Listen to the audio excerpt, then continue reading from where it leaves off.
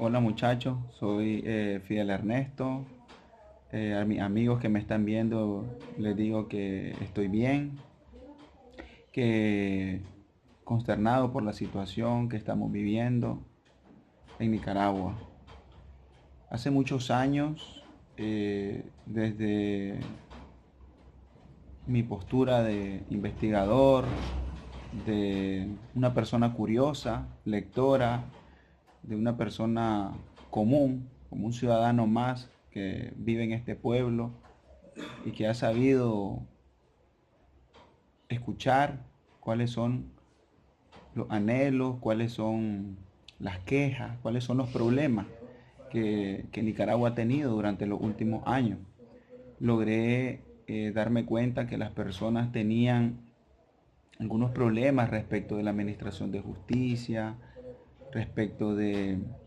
las instituciones, respecto del verticalismo extremo con el que se estaba trabajando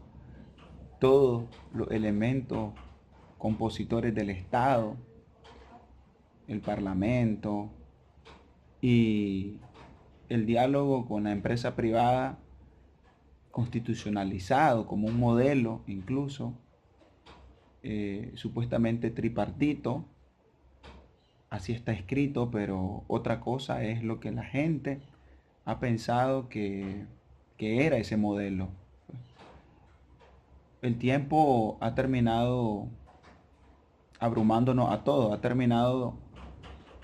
por sacar la peor parte, incluso la parte más abrumadora,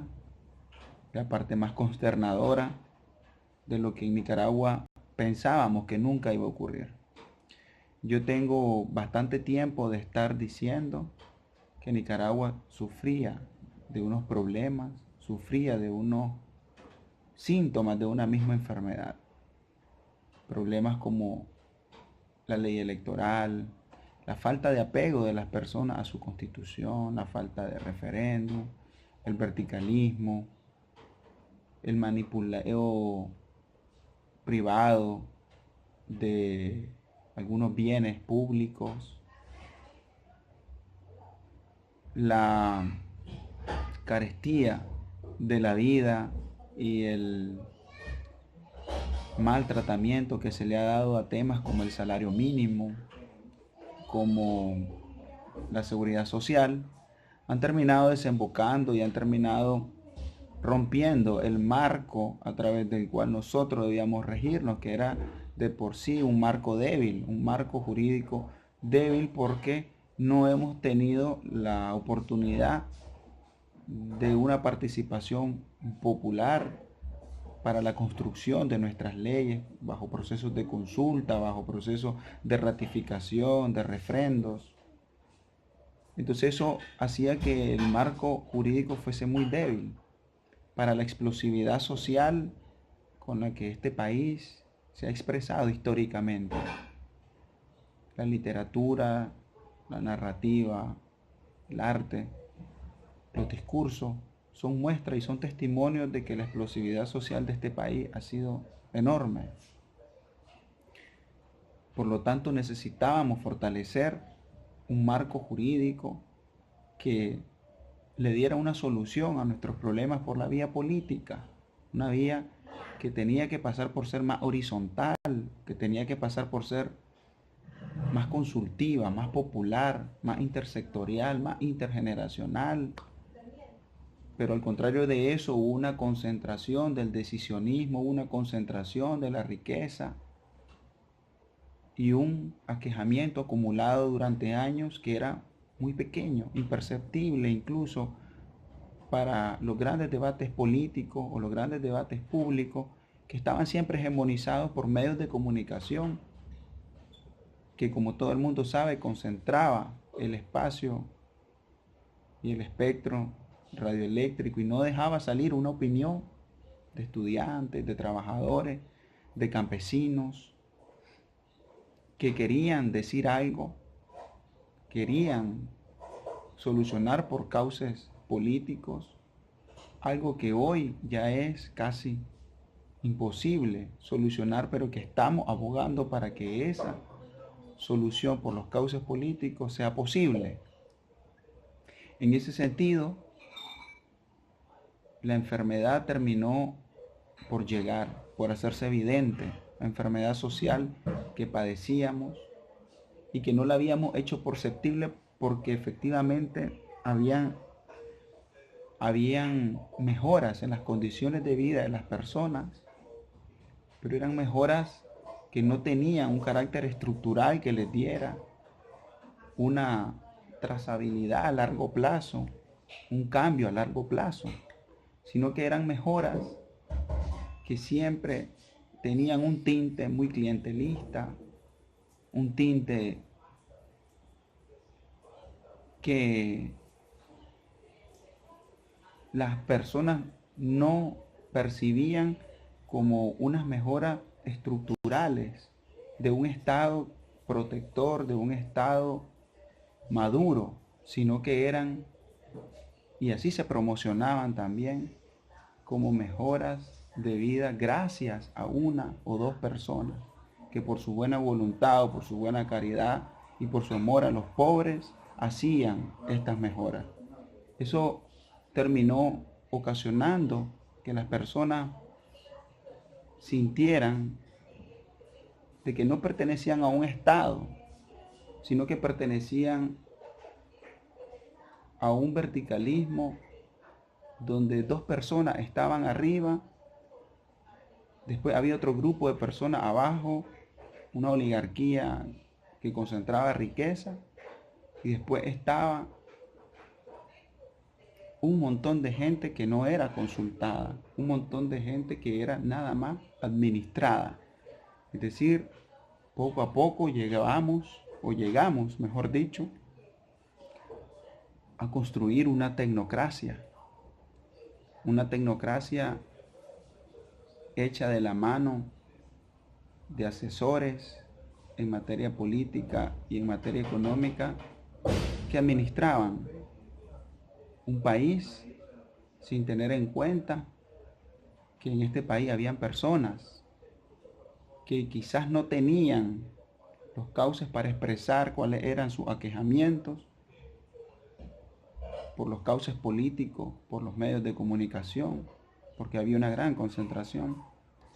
y lo terminan expresando de una forma diferente, que es la protesta. Hubo dos oportunidades para poder solucionar este problema,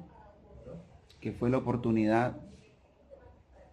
de no reprimir en primer lugar una protesta pacífica, independientemente de cuál era la razón de esta protesta. En otros países hay miles de protestas en un mismo año. Quizás Nicaragua no es de esos países, pero en otros países las personas, o los gobiernos, mejor dicho, no recriminan a esas protestas ni deslegitiman a esas protestas porque piensan de que son de una ideología política. Los países deben dar un ejemplo para la resolución de sus problemas. Las protestas, independientemente de dónde vinieran, da igual si venían por el salario mínimo, da igual si venían por la seguridad social, da igual si venían por la contaminación de un barrio, da igual si venían por el abuso de poder, de la concentración de la riqueza, da igual de dónde viniera esa protesta, no se podía deslegitimar de la forma en que se hizo. No se podía deslegitimar pensando siempre en el mismo discurso de que los que se oponen es porque están pagados por Estados Unidos o están pagados por alguien que no quiere estabilidad, que no quiere gobernabilidad. Cuando precisamente estas personas que analizaban la situación son personas que sabían que el COSEP, que la Embajada de Estados Unidos, que el gobierno tenían una relación casi indivisible. Por lo tanto, la responsabilidad es también casi indivisible. Aunque desde los tres sectores hoy en día ataquen o quieran destruir un imaginario colectivo, un discurso colectivo que empezó siendo cívico, que empezó siendo una protesta dentro del marco débil, pero dentro del marco jurídico que tenemos. Los acuerdos de paz que el presidente del gobierno hablaba debían de haber sido el inicio de una construcción dialogante, incluyente del país. Hacer todo lo contrario significaría poner en riesgo la existencia misma de esos pactos. En ese sentido, hubo oportunidad, esta es la segunda, para un diálogo, cuando todo el mundo esperaba el discurso del presidente del gobierno.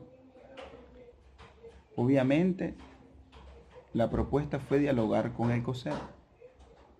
algo totalmente improductivo a esta altura, en estas situaciones, porque una de las quejas que había en los sectores populares era precisamente la cerrazón, las influencias, el secretismo, el ocultismo que había en esas negociaciones. Cuando se decidía el futuro de todos, cuando se decidía el futuro de todas. Obviamente, las personas no recepcionaron bien ese discurso, porque el discurso también aprovechó para decir, ahí está un sector vandálico y aquí está un gobierno no vandálico. Cuando las personas supieron que el inicio de todo este problema fue la represión de órganos de un partido político hacia una protesta cívica, una represión con la fuerza, con la intimidación, fuera de toda razón, fuera de toda lógica, fuera de toda cultura de paz. En ese sentido, la violencia con que se reprimió generó que todas aquellas quejas de la misma enfermedad que tenía este país, que estaban acumuladas como en una bolsa, se terminara rompiendo. Aparte de que nuestro marco jurídico era de por sí débil, porque no lo han votado las personas, no lo han construido las personas, siempre han sido marcos creados por élites, independientemente de si sean de un partido que dice representar a las clases populares, de si sea de un partido que representa a la oligarquía, de si sea la embajada norteamericana. Élites son élites. Y es algo que yo he logrado escuchar, es algo que yo he logrado percibir en las personas y que he denunciado en sus momentos. Durante 2 años largos he estado escribiendo, he estado hablando, he estado dialogando, he estado entrando en conversaciones, en grupos, con personas individuales, en el campo, en la ciudad. Y estaba aprendiendo. Y llegué a la conclusión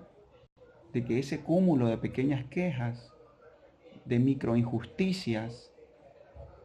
tenían una bolsa en donde iban acumulándose y que de no haber tomado las decisiones oportunas en los momentos oportunos, esto iba a terminar rompiéndose, como se terminó rompiendo. Yo propuse en su momento una constituyente, fui una voz en el desierto, tratando de decir, tratando de poder evitar que el país llegara a estas situaciones de violencia, de muertos, de represión, de injusticias, de falta de diálogo, de falta de cultura de paz. He llamado y he hecho un llamado desde mi única y posible trinchera, mi muro de Facebook, donde he manifestado en distintas ocasiones lo que la realidad social estaba diciendo con una voz muy baja, muy perceptible, que había que acercar mucho el oído para poder escuchar lo que desde abajo se estaba moviendo, como un movimiento telúrico que genera estruendo cuando aparece y se desencadena. Así como la constituyente fue una propuesta desde antes que iniciara este problema, la constituyente puede ser un problema hoy. Problema hoy donde el gobierno, donde empresa privada, que no son los únicos interlocutores de Nicaragua, porque Nicaragua es más amplia que eso. Nicaragua es más amplia que una bandera a la que muchos queremos, como fue la bandera de la revolución, pero es más amplio que eso. Y ya no solamente en el ámbito ideológico, sino hasta en el demográfico. Las personas que vivieron en la revolución son 2/3 partes, o 1/3 parte, mejor dicho, la que hoy en día habita Nicaragua. En ese sentido, creo que Nicaragua necesita de nuevo una constitución amplia, donde todos los sectores se sienten a dialogar, se sienten no a medir fuerzas, sino a medir ideas de cómo construir un país mejor. Por eso la trinchera de las ideas fue la trinchera donde he militado siempre, antes que la violencia, antes que la fuerza. Es por eso que les digo que pongamos atención a la sociedad, al pueblo, lo que nos quiere decir y hacia dónde podemos aspirar. Aprendamos, toleremos, tendamos la mano, que este país necesita de todos, una construcción de todos.